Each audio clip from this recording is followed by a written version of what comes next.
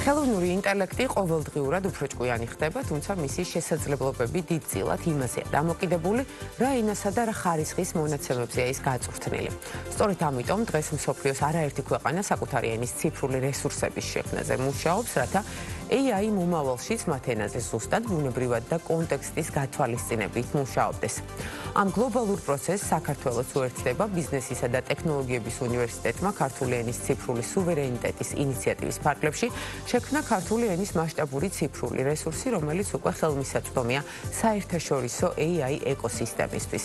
რას ნიშნავს ეს ქართული ენის ტექნოლოგიური განვითარების და ჩვენი ქვეყნისთვის, რამდენად შეუძლია ამ პროექტს გააუმჯობესოს თანამედროვე AI მოდელები და რატომ არის მნიშვნელოვანი, რომ ქართულ ენას ძლიერი ციფრული საფუძველი ჰქონდეს ბიზნესისა და ტექნოლოგიების უნივერსიტეტის რექტორთან ნინო ენუქიძესთან ვაგრძელებთ თემაზე საუბარს. ქალბატონო ნინო, მოგესალმებით. ძალიან დიდი მადლობა სტუმრობისთვის და თქვენი დროისთვის. პირველ რიგში, რა თქმა უნდა, ვისაუბროთ თუ რას მოიცავს ქართული ენის სუვერენიტეტის პროექტი და რამდენად მასშტაბურია ის ციფრული ბაზა, რომელიც შეიქმნა და როგორ მიმდინარეობდა ამ პროექტზე მუშაობა.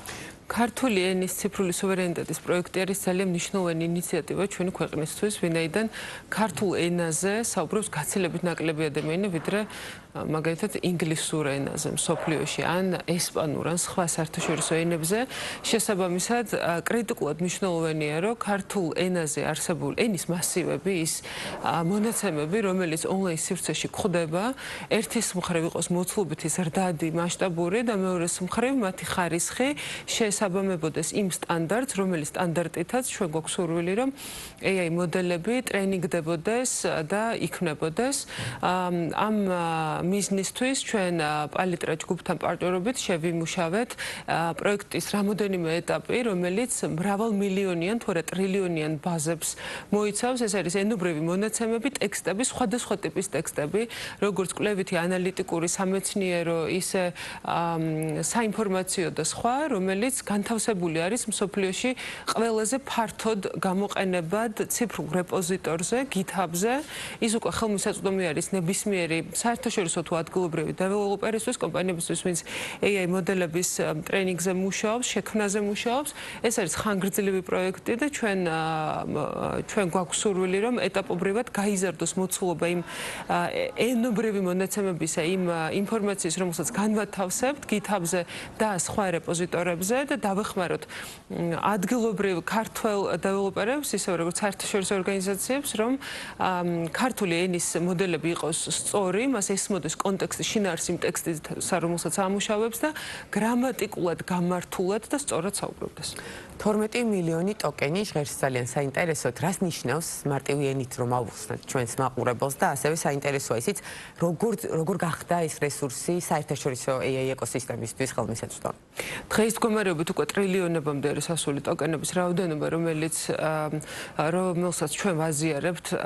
ხაზგასმით მინდა ვთქვა, რომ ეს არ არის ჩვენთვის კომერციული პროექტი, არის ინიციატივა, რომელიც გულისხმობს ქართული ენის ციფრული სუვერენიტეტის გაძლიერებას ონლაინ სივრცეში და ტოკენები სწორედ არის იმ ალბათობათა სიხშირე, რომლითაც ესა თუ ის ფრაზა, სიტყვა, სიმბოლო არის გამოყენებული. ამისთვის ჩვენ ვიყენებთ არა მხოლოდ ჩვენს ყოველდღიურობაში, ჩვენ სასაუბრო ენაში გამოყენებულ ტექსტებს, არამედ ვიყენებთ ისეთ ჩვენი ქვეყნისთვის, ჩვენი ეროვნული იდენტობისთვის ისეთ მნიშვნელოვან ტექსტებს, როგორც არის ვეფხისტყაოსანი, ზოსიმას ტექსტი, დედაენა და შემდეგ. ამის შესახებ ჩვენ გვქონდა აგრეთვე აქტიური კომუნიკაცია. საუბარი არის იმაზე, რომ უბრალოდ ტექსტის არსებობა ონლაინ სივრცეში ზუსტად არ ნიშნავს იმას, რომ ხელოვნური ინტელექტს ეს ტექსტი ისეთივე შინაარსით ესმის, როგორც ჩვენ გვესმის, როდესაც ვთქვათ ერთმანეთთან საუბრობთ, ან ამ ტექსტს ვკითხულობთ, ხო? მნიშვნელოვანი არის, რომ განმარტებული იყოს აი ამ სხვადასხვა ტექსტების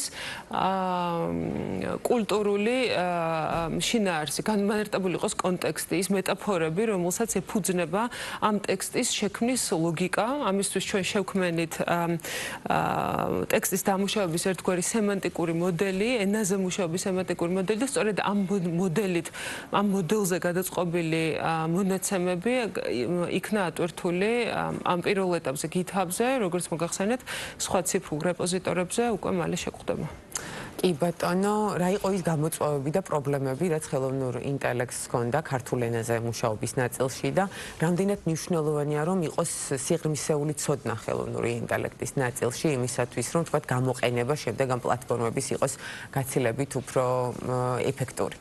დარწმუნებული ვარ, ყველა ადამიანი, ვინც ახლა ჩვენს საუბარს ისმენს, ვინც ამ ეთერს უყურებს, ერთხელ მაინც ქონია ამ ადამიანს გამოცდილება, რომ ესაუბრებოდა რომელიმე AI chatbot-ს და ქართულ ენაზე AI-ის მიერ გენერირებული პასუხი არ იყო სწორი, არ იყო ზუსტი, იყო ხარვეზებით, ან სიტყვაში, ან გრამატიკულ წყობაში იყო რაღაც ხარვეზები, რომელიც მიგვაჩნია, რომ არის მნიშვნელოვანი გამოწვევა, ვინაიდან ხელოვნური ინტელექტის გამოყენება მაგალითად განათლების სფეროში ძალიან სწრაფი ტემპით იზრდება და ის მომხმარებლები, როგორიც არიან სკოლის მოსწავლეები, სტუდენტები თუ ვინმე სხვა, ეს შეიძლება იყოს მეცნიერი, მკვლევარი, ბიზნეს ანალიტიკოსი, ჟურნალისტი, ნებისმიერი პროფესიის ადამიანი იყენებს დამეთანხმებით AI-ს, ის რომ ხელოვნურმა ინტელექტმა დააგენერიროს ინფორმაცია, რომელიც არის სწორი, გამართული, რომელიც ეფუძნება სიღრმისეულ ანალიზს იმ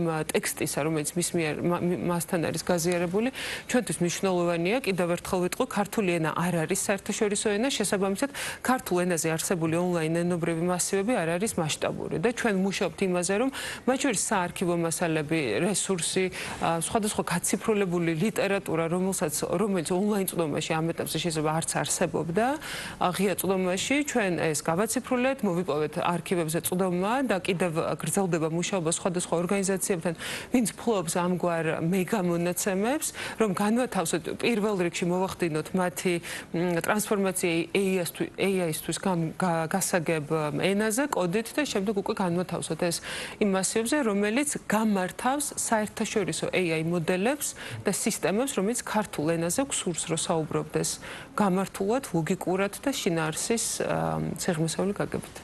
კი ბატონო, ძალიან სწრაფად ვითარდება მსოფლიოში AI და აქედან გამომდინარე მინდა გკითხოთ, ქართულის მსგავსი მცირე ენების გაციფრულების ნაწილში როგორია ტენდენცია და ჩვენ რამდენად მოწინავეები ვართ ამ ნაწილში?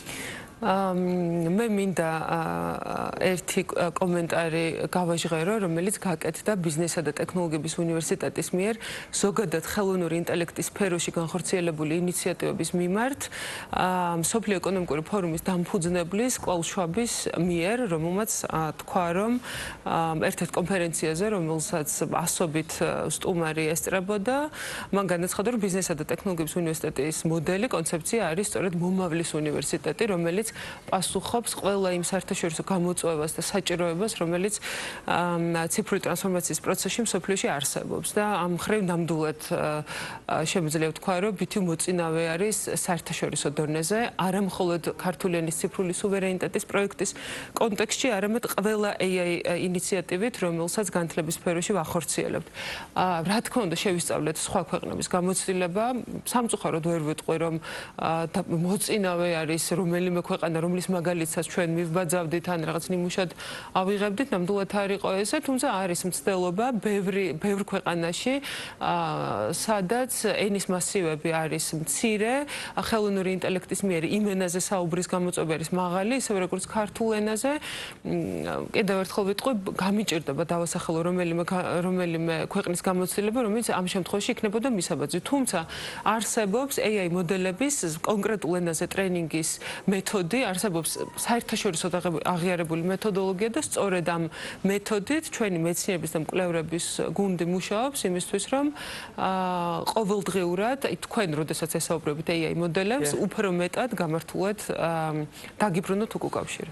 ან თამათ შეიძლება ითქვას, რომ სწორედ საქართველოს და ქართული გამოცდილება შეიძლება გახდეს სამაგალითო. ნამდვილად ეგ ამბიცია გვაქვს და იმედი გვაქვს, რომ ამ გამოცდილებას გავაზიარებთ ბევრ საერთაშორისო ასპარეზზე, ზოგადად საერთაშორისო ასპარეზზე და ბევრ ტრიბუნაზე, რომელიც ეთმობა ზოგადად განათლების სფეროში მომუშავე ორგანიზაციების მიერ ხელოვნური ინტელექტის გამოყენების საუკეთესო სტანდარტებს.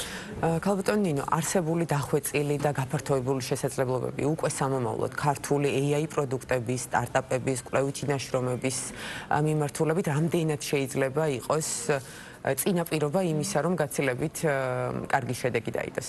აუცილებლად უნდა იყოს წინაპირობა, მაშინ როდესაც პირველად ესეთი პოპულარული გახდა, მასობრივად პოპულარული გახდა ხელოვნური ინტელექტი, მაშინ გაჩნდა ესეთი კითხვა, რომ თქვათ მეცნიერებს, მკვლევრებს რამდენად შეუძლიათ ამ რესურსის გამოყენება და თქვათ სად არის ზღვარი მათი საავტორო ნაშრომისა და ხელოვნური ინტელექტის მიერ გენერირებული რაღაც ინფორმაციის თუ კვლევების შორის. საბედნიეროდ დღეს არსებობს ის მოდელები, ის სისტემა, როდესაც კვლევაში, სამეცნიერო საქმიანობაში, სწავლებაში, ზოგადად განათლების სისტემაში, როგორ შეიძლება ხელოვნური ინტელექტი გამოყენებული იქნას ისე, რომ ის არ დაუპირისპირდეს მკვლევარის გამოცდილებას და ექსპერტიზას, არამედ იყოს დამხმარე, პირიქით უფრო გააძლიეროს ის რესურსი, რომელიც ადამიანს საკუთარი ცოდნითა და გამოცდილებით წლების განმავლობაში აქვს შექმნილი. ამ მოდელის დანერგვას მარტო კვლევით პროცესში არა, სწავლების პროცესში BTO ახორციელებს ძალიან აქტიურად და ძალიან მოკლე პერიოდში, უახლოეს მომავალში ჩვენ გავაზიარებთ იმ სტრატეგიას, რომელიც ალბათ ერთ-ერთ მოწინავე თუ არა პირველ უნივერსიტეტად გადაგვაქცევს მსოფლიოში, რომელიც ამ დოზით AI ინსტრუმენტების გამოყენებას ახორციელებს საკუთარ ძირითად ფუნქციურ საკითხებში. როგორია ხედვა, რა სფეროებში შეიძლება ვიხილოთ ამ პროექტის შედეგები ყველაზე ნათლად? ეს იქნება განათლება, ახსენეთ თქვენ, ბიზნესი, სახელმწიფო სერვისები თუ რა მიმართულებით? ჩვენ შევქმნით ესეთი პლატფორმა BTO AI, რომელიც BTO AIG ამ ვებგვერდზე შეიძლება ამ ნამუშევრების ნახვა. ეს არის ძალიან დიდი პორტალი, რომელიც კვლევით ეკონომიკურ ბიზნეს ანალიტიკურ კვლევებს, სხვადასხვა კვლევით ანგარიშებს, სხვადასხვა ინდუსტრიების შესახებ, როგორიც არის განათლება, ბიზნესი, ტექნოლოგიები, სოფლის მეურნეობა, კიბერუსაფრთხოება, ზოგადად ტექნოლოგიების ცალკეული ინდუსტრია და ასე შემდეგ. ამის გარშემო AI-ის გამოყენებით და ჩვენი მეცნიერების და მკვლევართა ჯგუფის ჩართულობით აგენერირებს ძალიან მოცულობით ინფორმაციას, რომელსაც მაგალითად მედიის, ზოგადად მედია საქმიანობის აბსოლუტური ტრანსფორმაცია შეუძლია, მაგრამ ამის გარდა ვიტყოდი ნებისმიერ ბიზნეს საქმიანობაში, მაშინ როდესაც ადამიანი საკუთარ სამუშაოს ფარგლებში თქვა მის მიერ დაკისრებულ ვალდებულებას ასრულებს, ჩვენი ხედვა, არა მხოლოდ ჩვენი, საერთაშორისო ტექნოლოგიური ეკოსისტემის ხედვა არის ის, რომ AI იქნება განუყოფელი ინსტრუმენტი ჩვენი ყოველდღიური საქმიანობის, რაც უფრო მალე გადაეწყობა საქართველოს ამ რელსებზე და კერძო სექტორი, ისევე როგორც საჯარო სექტორი, ვინაიდან ზუსტად საჯარო სექტორ სახელმწიფო ორგანიზაციებს აქვთ ძალიან მასიური მონაცემთა აუზები, ტექსტური მონაცემები და ინფორმაცია, რომლითაც შეუძლიათ საკუთარი AI სისტემების ტრენინგი. ეს გაცილებით უფრო მაღალი არის, ვიდრე კერძო სექტორში არსებული ხშირ შემთხვევაში კერძო სექტორში არსებული მონაცემები შესაბამისად დასანანი იქნება, რომ სწრაფად და ეფექტიანად არ გამოვიყენოთ ეს რესურსები და არ გავზარდოთ ჩვენი AI სისტემები ისე, რომ მან გაგვიუმჯობესოს, გაგვიმარტივოთ ყოველდღიური საქმის წარმოება ერთის მხრივ და მეორეს მხრივ უფრო ხარჯთეფექტური და ინოვაციებზე ორიენტირებულ ორგანიზაციებად არ გადაგვაქციოს. და ბოლოს მინდა გითხრათ, ქალბატონ ნინო, რა არის ამ პროექტის შემდეგი ეტაპი, გაგრძელებას როგორ განიხილავთ? ბუნებრივია მუდმივად ცვალებად და ტრანსფორმირებად ციფრულ ეპოქაში, ხელოვნური ინტელექტის ეპოქაში ერთხელ შექმნილი ბაზა არ არის საკმარისი იმისათვის, რომ შედეგი დაიდოს. რა იქნება შემდეგი ეტაპი? შემდეგ ეტაპზე პირველ რიგში გვინდა რომ გავზარდოთ ჩვენი პარტნიორების რაოდენობა, გავზარდოთ იმ მილიონობით მონაცემთა მოცულობა, რომელიც გაზიარებული არის იმისთვის, რომ AI მოდელების ტრენინგი განხორციელდეს, გავასაჯაროთ კიდევ ერთხელ ყველა ეტაპზე ეს მასალა, რასაც ჩვენ დავამუშავებთ. მეორეს მხრივ გვინდა რომ ჩვენი გამოცდილება ზოგადად განათლების სფეროში AI-ის გამოყენების, ინტეგრირების და საუკეთესო პრაქტიკის შესახებ გავუზიაროთ მსოფლიოს, სადაც მსოფლიო ეკონომიკურმა ფორუმმა აღიარა ჩვენს მიერ ჩატარებული სამუშაო, ვფიქრობ, რომ ყველა ორგანიზაცია დაინტერესდება ამით და საქართველოს ნამდვილად შეიძლება გახდეს როლური მოდელი იმ უმაღლესი საგანმანათლებლო ან ზოგად საგანმანათლებლო დაწესებულებებისთვის, რომელსაც სურს ციფრული ტრანსფორმაცია და არ იცის საიდან დაიწყოს. ძალიან დიდი მადლობა სტუმრობისთვის, საინტერესო საუბრისთვის და ძალიან საინტერესო და საჭირო პროექტის გაცნობისთვის. ნინო ენუქიძე, ბიზნესისა და ტექნოლოგიების უნივერსიტეტის რექტორი იყო ჩვენი სტუმარი.